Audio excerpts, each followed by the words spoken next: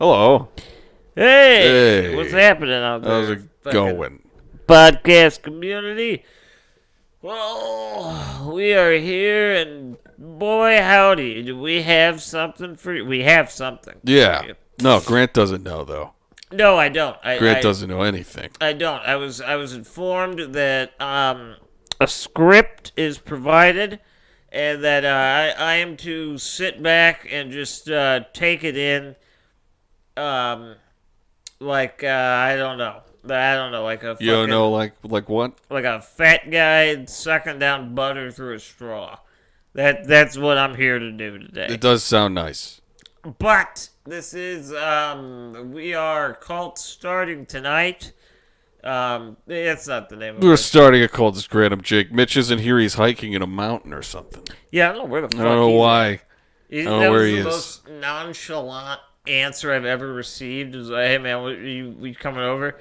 He was like, yeah, I can come over later. I'm hiking right now. I was like, what? It's like all right. 6 p.m. But he's texting, so he's not too far out there, I suppose. Yeah, that's a fair point. He's Who knows? He's in the ether somewhere right now, but he's out there. He's in our metaphorical prayers, you know. Yeah. That's your bag. He's I'm hoping he's not being abducted by the Pope of Bow Wow at this very moment. It could be happening for him. I don't know. But we do have a brand new spanking episode. Today is Friday, August 19th. I almost said August Friday 19th. That wouldn't have made any fucking sense. Are you still drunk a little bit? Not really, but I will not lie to you. My head is... Swimming? You're swimming up there? There's something going on in my brain right now that just isn't, correct. All right. It's not a bad thing, per se. It's just, it is. That's just what's going on, yeah. Yeah. But I'm here. I'm here for the ride. I'm ready. All right. Well, all right. So, yeah, this is a little fun surprise for you. And the audience. Well, not really. They clicked on it. They know what it's called. But that is fair. I'm completely... I really am in the dark. I have no idea where this is heading. I'm not even sure... I don't even know what realm this is going into. So I'm ready. I'm excited to see where this is going to unfold for the evening. All right. Okay. It's a little educational, little historical thing. Ooh. A little way back in the day. Have you ever heard of the Sultana? The Sultana. Well, it's like Sultan, but it's Anna. Sultana. No, I've seen the movie Dude, Where's My Car? And they say Zoltan or Zoltan. Zoltan? Like Zoltan. You know, but that's all I know. Sultan. Nah. The Sultana. The Sultana.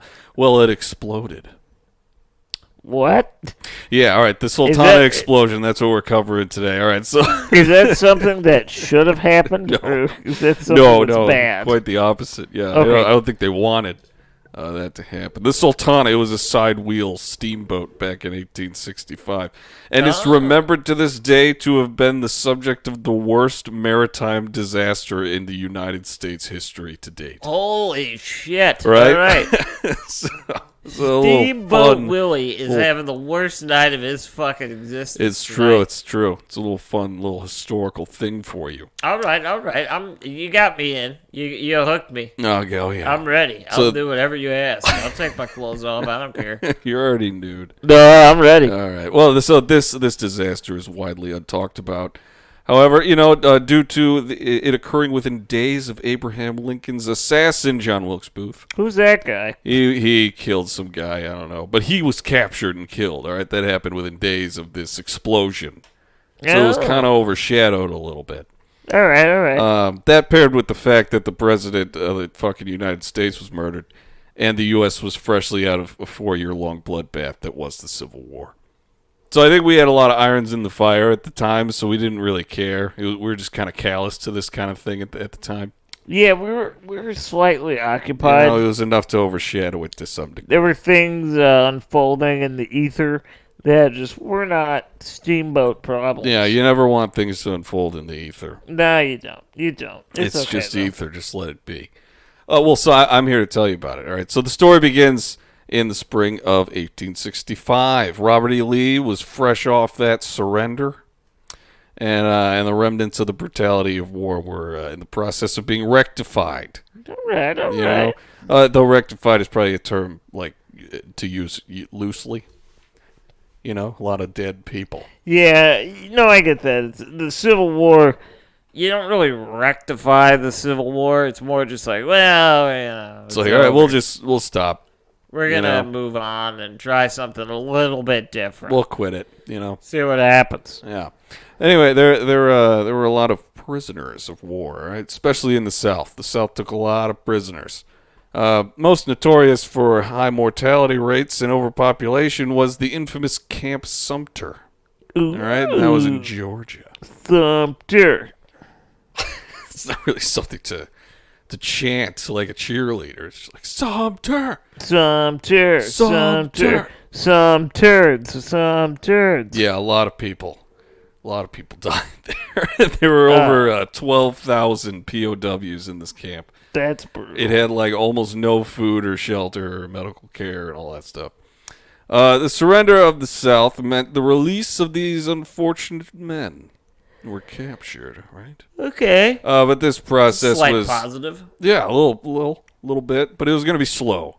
All right, it was not going to be a quick thing. It was going to be grueling, and as we'll see, extremely difficult for a number of reasons. All right.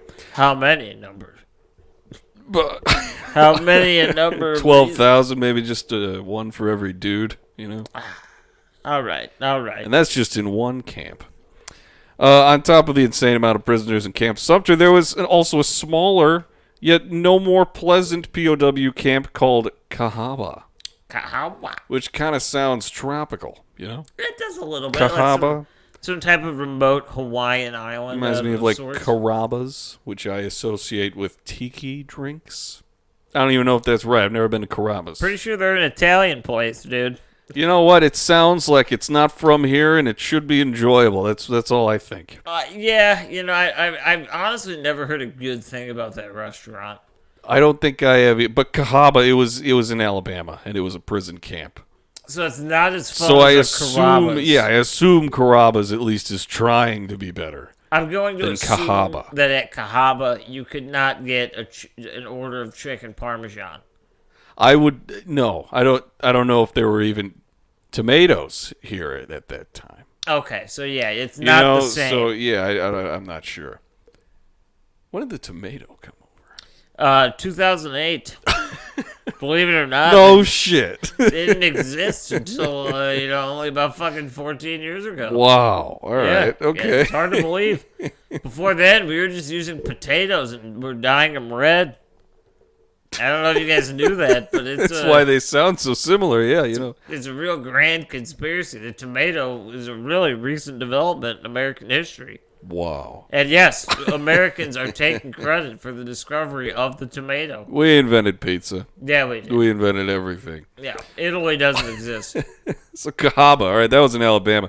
It was closer to the Mississippi River than the other one. What's it called? Carrabba's. Sumpter. There we go. All right, so that was in Georgia. The Cahabas in Alabama, and they had a bunch of prisoners. They were also to be released to return to their families. All right, there were literally thousands of POWs all released at the same time. That sounds chaotic. Yeah. And it was the responsibility of the government to figure out how the fuck they're going to get them all back home. You know? All right. All right, so lots of folks need transporting. All right, it's way back in the day. What do you think they're going to do? What do you think they're going to use to try to do this? I mean, to be completely honest, I'm surprised that they even gave a shit at all. But if it's kind of nice in that sense, because it's like, who the is. fuck would care back then? If it's not a train, it's a boat, because that's all we fucking had. Yeah, the thing that exploded. Steamboats, of course. There's like no other way. there's no other way to do it. So best option at the time, this story's old as hell. Let's get into the Sultana itself for a second, all right?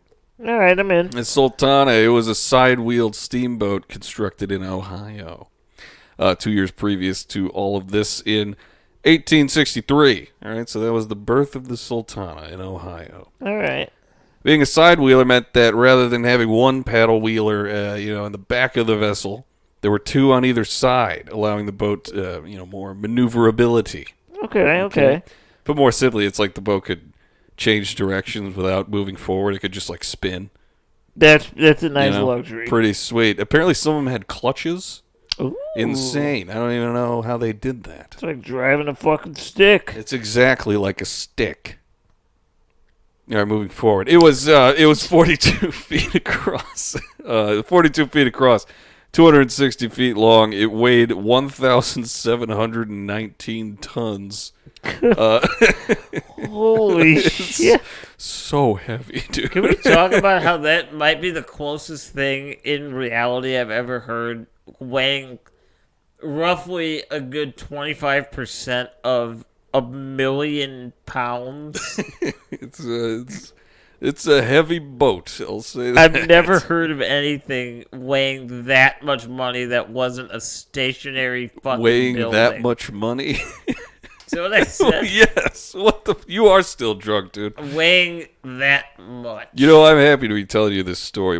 This is awesome. We got a damn near 1,000,000-pound fucking boat, Yeah. all right? No, it's a lot of money in Europe. That is... Oh, God. Yeah. So it's 42 feet across, 260 feet long. It weighed 1,719 tons. It had 4 decks, a crew of 85, and a supposed capacity for 376 passengers. That's it. With that That's size, all. it's like, I can fit That's it. cool 300. This was an enormous fucking boat at the time. At the time, shit. yeah. It still seems like a giant fucking Oh, boat. yeah. Yeah, it's big. And it saw a lot of usage during this time because of its size. They're just like, hey, big guy, come on over here. So we'll discuss that a little bit, but they used it in war as well. Ooh, It'll transport. warboat.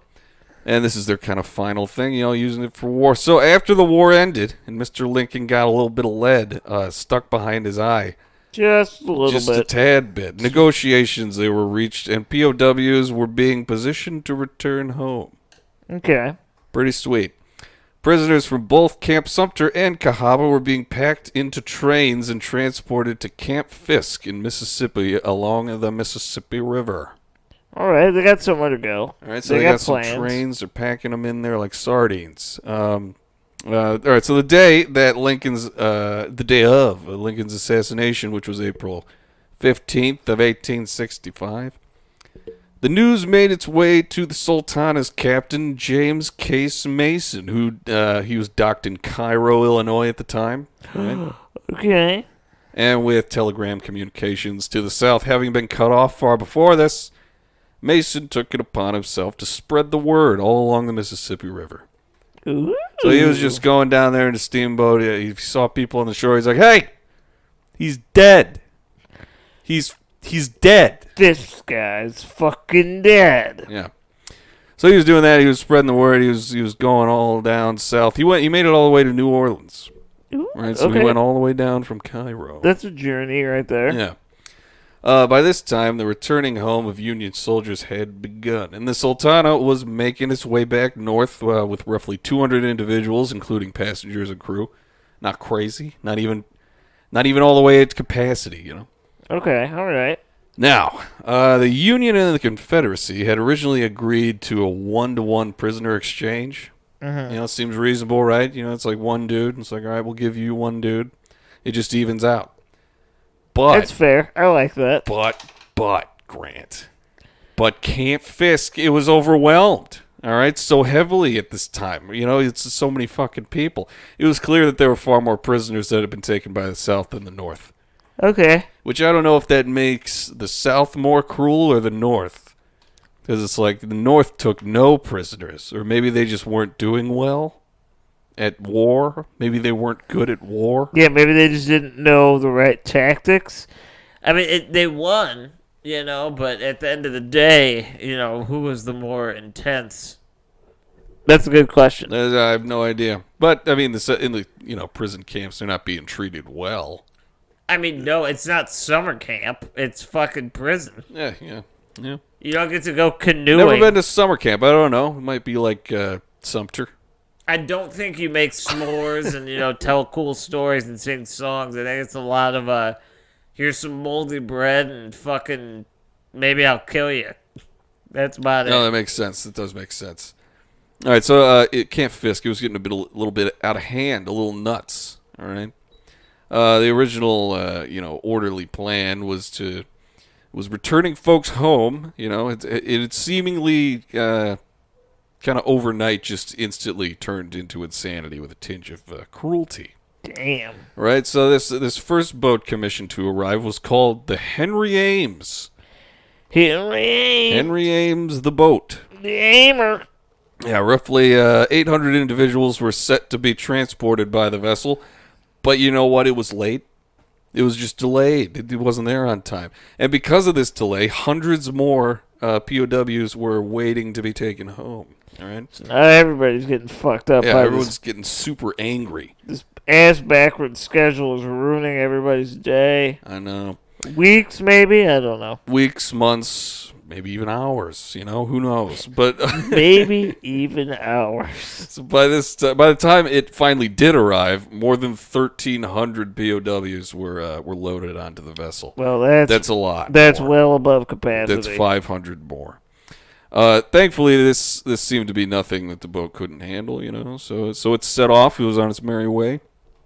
The next boat to arrive for transportation was the Olive Branch. Oh, hello. A little extended, extend the olive branch. It's kind of poetic with the end of war. I don't know. Popeye's wife plus a stick. There you go. All right, so this boat, it was much smaller, and so reportedly set sail with 600 to 700 individuals, which is still like a fuck ton of people. Yeah. So 2 boats out, packed with freed prisoners. Pretty sweet. Pretty sweet. All right, so celebration, partying, free margs, music blasting. No, okay, none of that. No good times. Actually, most of these prisoners could barely fucking walk.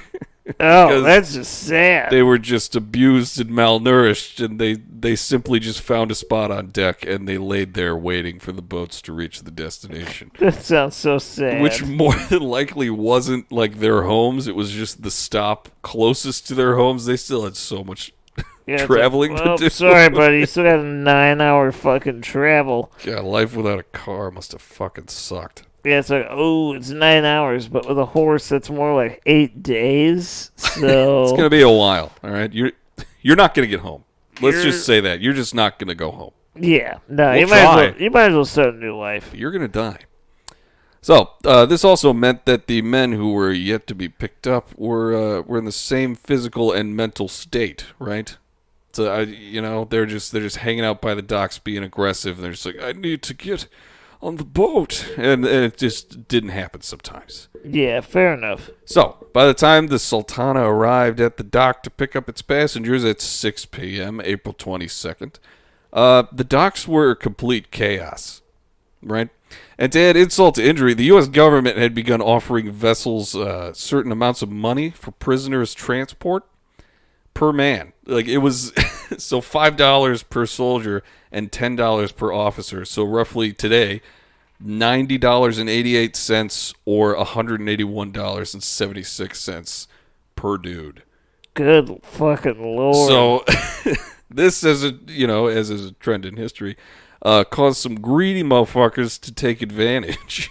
Yeah, I can imagine. The man in charge of Camp Fisk, Colonel Reuben Hatch. Ruby boy. He had a history of corruption, but he had some pretty high up friends, so he just still had his job.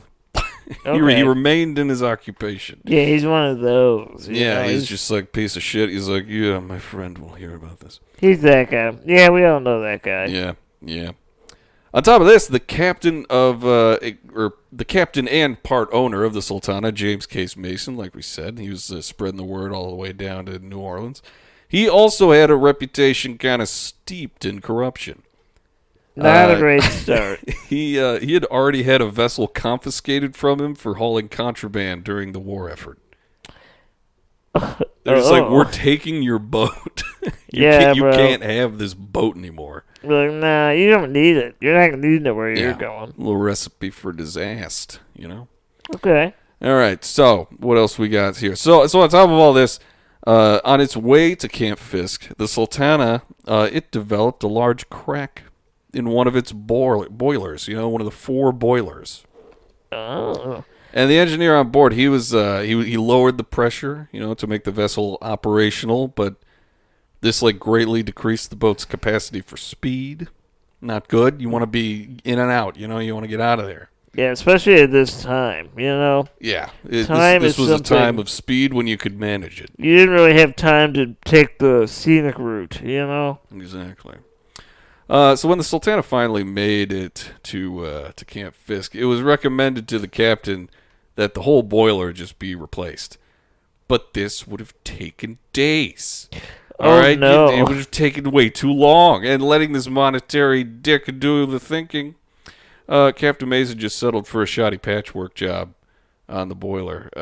Because time is money, I mean, I guess in this instance, he's right. So, in the places I was reading and watching for this information, they were just an engineer told them they needed to replace it, but the engineer on board and the captain, they convinced, and they kept doing quotes and air quotes and winking at you, convinced him to do a shoddy patch job and let them go. So I feel like they were just we're gonna fucking kill you if you don't let us take these thousands of men. You're like, I don't give a fuck if you don't survive, dude. Fuck it. Who cares? We're going.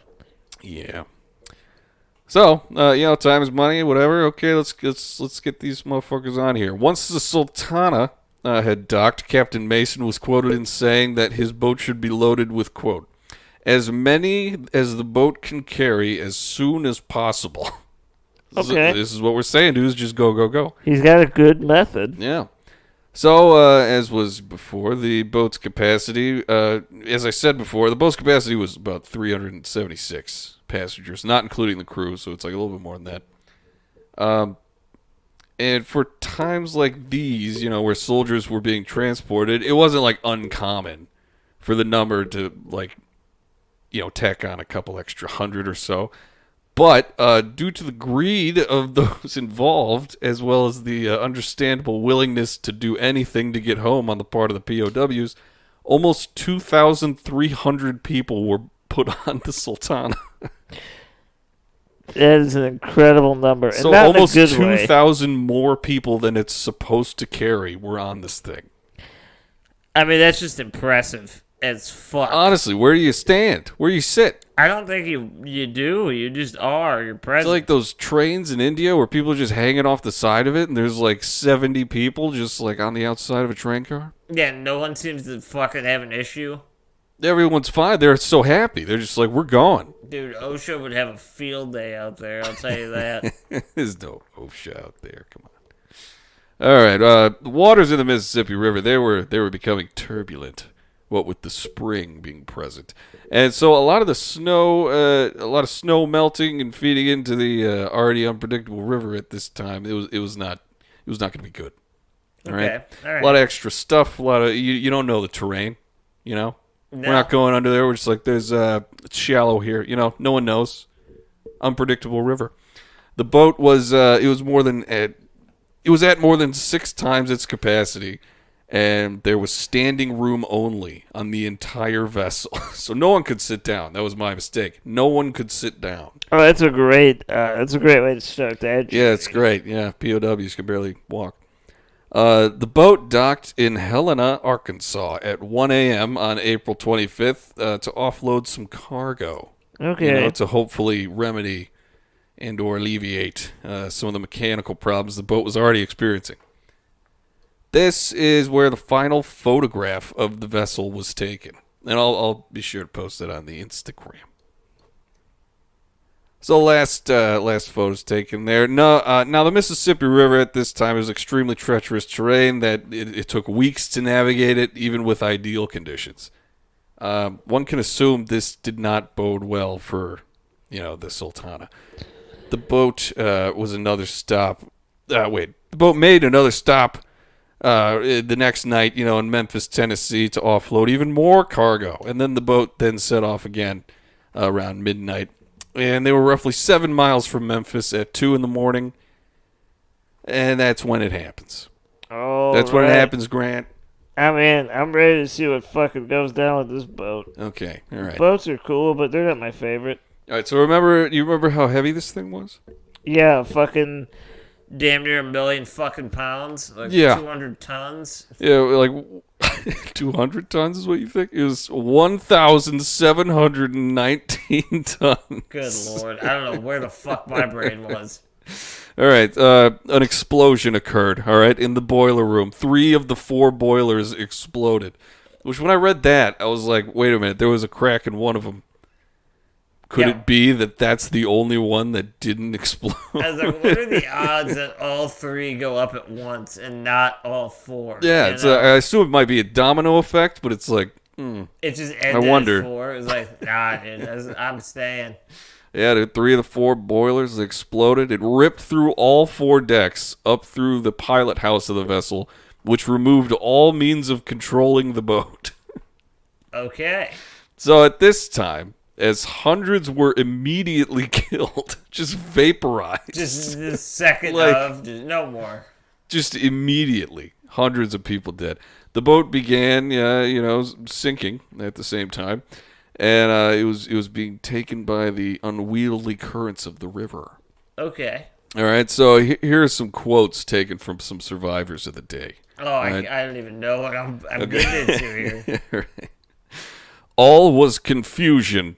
Men were jumping into the river by the hundreds. I saw at least 20 drowned at once. As fast as one would feel he was drowning, he would clutch the nearest person, and I believe many a bold swimmer was drowned that night who could have saved himself if alone. So a lot of people are just drowning each other on accident.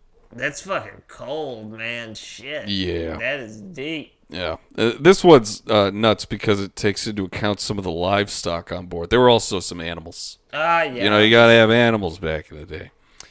The mule would get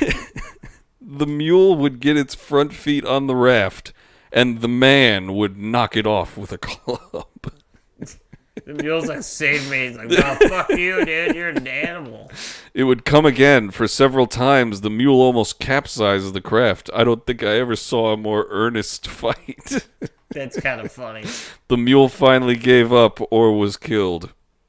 Can you picture... That's the end of the quote. Can you picture the movie The Titanic where... instead of Jack, like, holding on to the edge of that door, there's a fucking mule just, like, scrapping and kicking? Me. You gotta help me. Rose. Like, sir, you gotta get up. It's like, no, you let me out of this fucking door. I gotta get out of here. You're being a stubborn ass. Oh. Good. All right, we got one more. All right, and lastly, here's a quote. Hundreds of my comrades were fastened. Hundreds of my comrades were fastened. Held down by the timbers of decks and had to burn. So they were just under burning rubble. They were just not having a good day. Yeah. By any stretch of the imagination. And here's some beautiful description. While the water seemed to be one solid mass of human beings struggling with the waves. Sort of crazy. It's kind of dark. I love it. The light and the screams of this time cannot be described. The screams. The light and the screams of this time cannot be described. Wow, that's good. Fucking terrifying. All right, so there were little to no safety measures that remained of the ship. There were little to no safety measure that remained. I don't know what I was thinking when I was writing this shit. The ship fucking exploded. All right. Nothing was there. The boat had little life preservers, to begin with, and the small boats reserved for safety were largely burnt in the initial explosion. So some true heroes of the night, while the boat still, stayed afloat during the initial moments of the aftermath, threw mattresses and flotation devices overboard, like chairs, maybe doors, much like Rose was on there. And, the folks then submerged in the frigid, spring waters, they could grab onto something. Okay. That was pretty cool. Another steamboat actually passed by the wreckage at this time called the General Boynton. Boynton? But did not stop due to its over-encumbered population. Ooh. Right? So it instead chose to continue to Memphis to sound the alarm of the wreckage. Okay. So it's like, we'll let everyone know. We'll tell people. We'll just tell as they're going by. Bye, guys. I'll let everybody know what happened. Yeah. Regardless of this, of the 2,300 individuals on board, 1,169 individuals perished in this disaster. Oh. The biggest maritime disaster in the U.S. history. This was enormous. All right, this was like fucking huge. So many fucking people died. All right, and guess what happened? Multiple individuals from the South, they tried to claim this disaster was their doing. People were like, that was me. We started It was this me fire. that done it.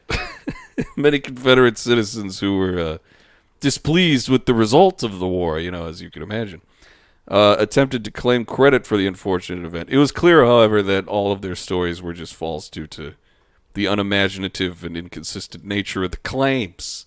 All right? Okay. It was just like a horrible accident and a tragedy. The real culprit turned out to be how new and underdeveloped the idea of steam power transportation was at the time. Okay. Though this particular boiler system in the Sultana, it was the most up-to-date version, of steam power available. Okay. Steam power engines, at this time, they were generally just understood to be extremely risky. Most steamboats, like manufacturers, they downright expected explosions rather frequently. It's like the worst news. So he's just like, yeah, you get on a steamboat, be careful, I guess. Can you imagine? Could explode. That happens pretty regularly. Like, they just know that. Can you imagine if you bought, like an iPhone, and the example was just, you know what? It might blow up and kill you, but it's a decent product. You should just get it anyway. Just trust me. It's worth it. Here's another thought process that I feel like is a product of the time.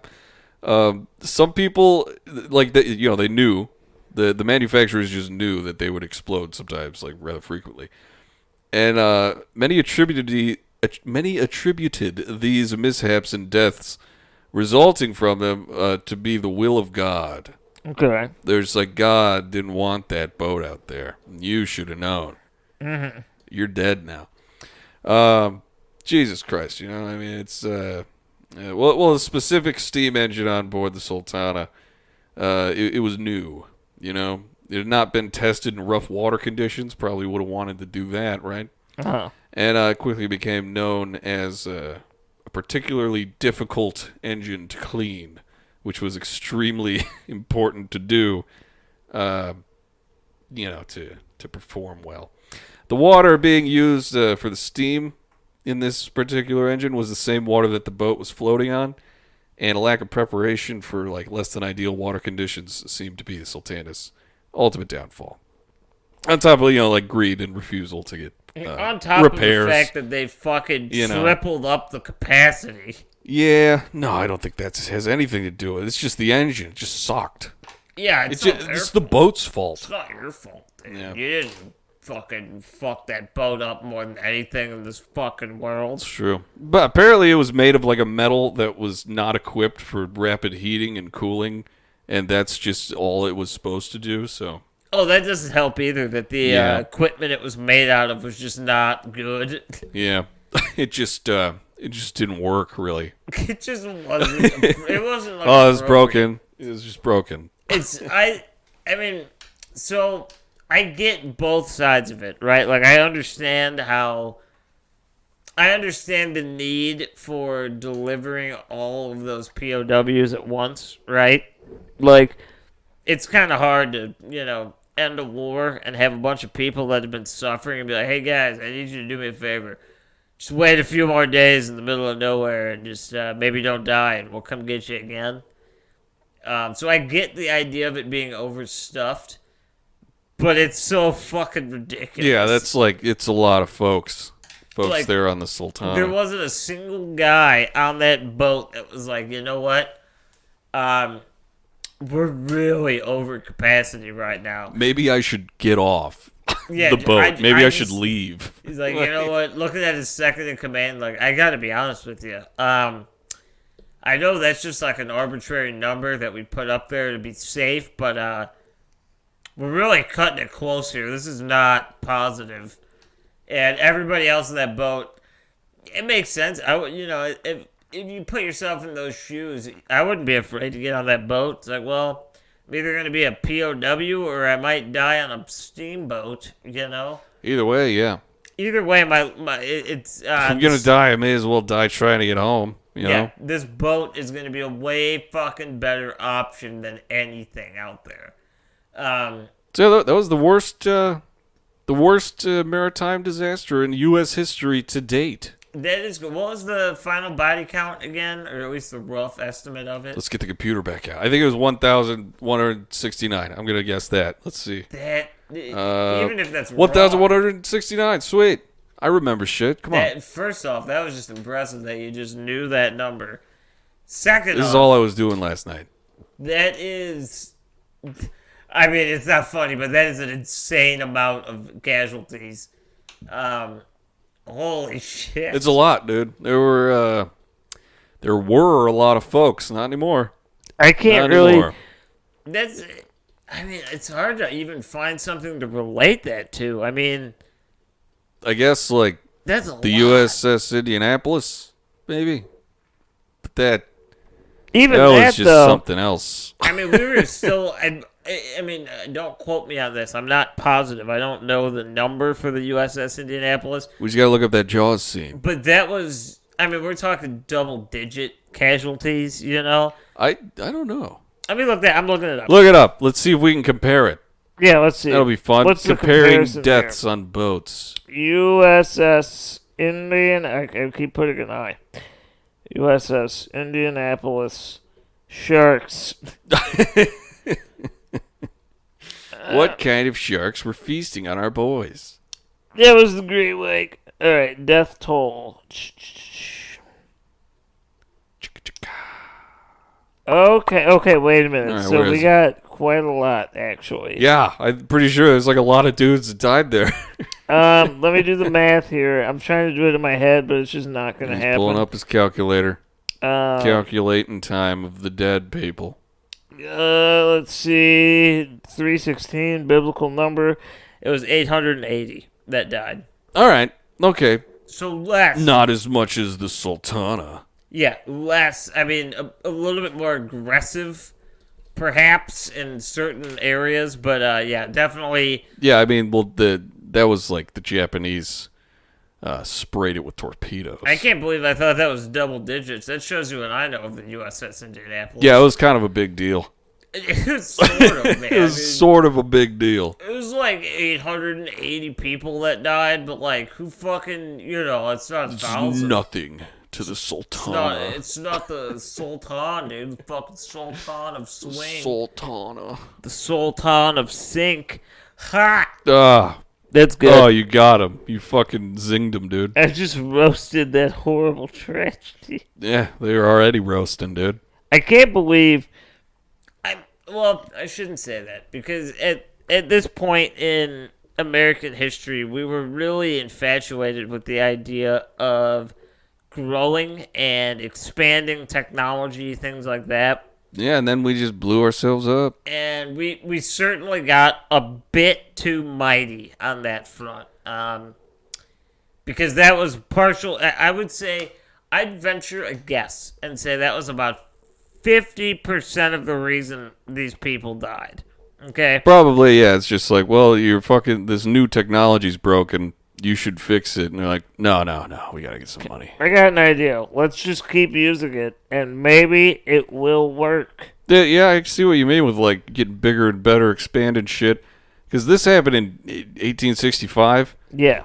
And then less than 100 years later, did you see what we did to Japan? Well... Did you see that shit? Yeah, I mean... insane. Like we it's turn fucking crazy. I mean, not to be insensitive to the bombing of Hiroshima and Nagasaki, we turned the country of Japan into a microwave. It was just a parking lot afterward. Yeah, I mean, we essentially put that shit on defrost. Why do we do 2 of them? Like, you know what? I feel like 1 was way more than enough. No. See, here's the thing. 1 was a message. It was like, stop 2 it. is another message to say we have more of these. Yeah, 1 was a message to be like, guys, let's cut it out. 2 was like, you guys went a little too far. We're going to go a little bit farther, and no one's going to be happy about this. That's true. It's true. But yeah, that is funny. This is something I've actually never heard of. Yeah, me either. Not that I actually, actively study maritime disasters. Yeah, I just, I'm going to be completely honest with you, Grant. When I texted you, like, I'm going to write up a script, fun surprise for you tomorrow. And you were just like, that sounds great. Hell yeah. And I was like, yeah, nice. And then I put my phone down. I was like, what the fuck am I going to do this? See, I'm led to believe you had one already. So, yeah, I know. I like, vigorously looked at, I was like, interesting historical things. And it was just, like, lists of things. And I was like, all right, this boat exploded. Let's do that. Let's do that. Point. I'm gonna see. I'll take a turn. I'll do my turn next week. I'm gonna pick something completely strangely random. Okay, and then we gotta get a list going because this week to week shit, we just forget about it. Yeah, no, I just forget. I actually started a list. I'm not sure, when and where they'll fit in, if they're gonna be consecutive or not, but just things that I know we had written down that we didn't get into. And things that I think would be fun to cover, as well as some suggestions. I mean, I still have a list that we made a while ago, and a lot of them are ticked off. But, like, I feel like the ones that we haven't touched yet are, like, huge. Yeah, they're almost too big. They'll take a little bit, but we'll keep doing it, we always do. We're never going to stop, come on. But, I mean, yeah, this was I'm introducing it like I fucking knew what I was talking about. This is the largest maritime disaster in the history of the United States of America. 1,169 folks. And They're gone. I would venture a guess, and I would say most, if not all of you, probably weren't familiar with it. No, I had never heard of it. I was learning as I was writing it. That's the way to do it, though. That's what's fun. It is. Yes. No. All right. Well, yeah, it's kind of a shorter one. A little bit. We're a little bit on the shorter end. I was like, I hope this is long enough. It wasn't, but But it's a fun little romp. I'm kind of glad this happened the way it did, because I've been trying to organize, trying to put together some weird jumbled thoughts for an episode that never were. And next week I will deliver the goods. All right. All right, give me the goods. I'm gonna bring something to the table that's been a couple of weeks, if not, maybe 2-3 months in the making. And I can't guarantee you're gonna love it. All I can guarantee is that it's gonna be an episode. You might puke in disgust from hearing this, but I hope not. It's not. I mean, I hope not either. I think I might know, considering just conversations we've had, if it's really been that long you've been thinking about it. Yeah. But don't tell me. Don't confirm anything No, for me. I want to be taken off guard. No confirmation, and also it won't be. It will be a good episode. I promise. It will. It won't. It'll be. I'm not a script type of person. Because I have it, and then I get too focused on reading it that I can't speak. No, I mean, I like you. You could probably hear it in my voice throughout this entire episode previous to when I finished the script.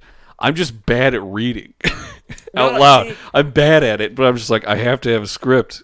You do it well. Or else what do I say? You can balance the conversation as well as the reading. I just put my nose down and I'm reading out loud, and then you'll say something and it's not intentional, but it's just completely tuned out because I'm focused on reading. Oh yeah. So I try to.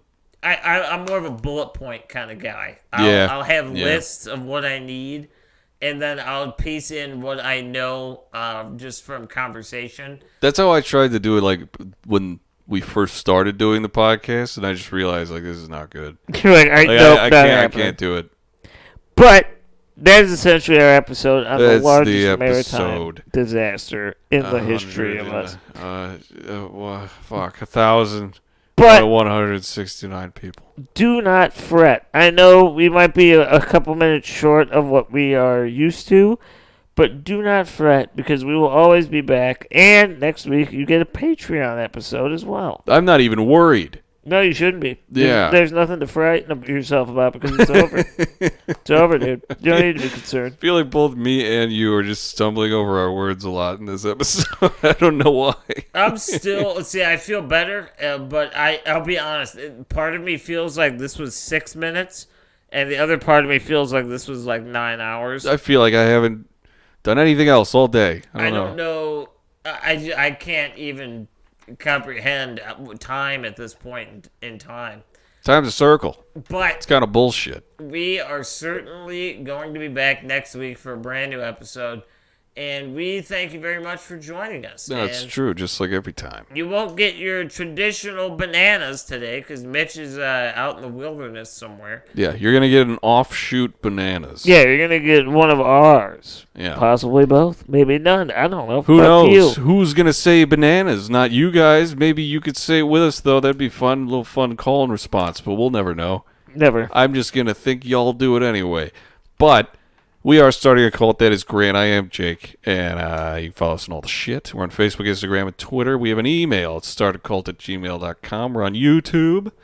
Go like and subscribe there. We got a TikTok, Wasek_pod. There you go. And there's a Patreon link below where you can hear us bi-monthly talk about a bunch of different shit. True. That we don't put up here. True. We don't. All right. You maybe get 2 or 3 out of the 50 we have, you know? It's true. That's about it's true, it. And that's just for weird weeks when we can't do it.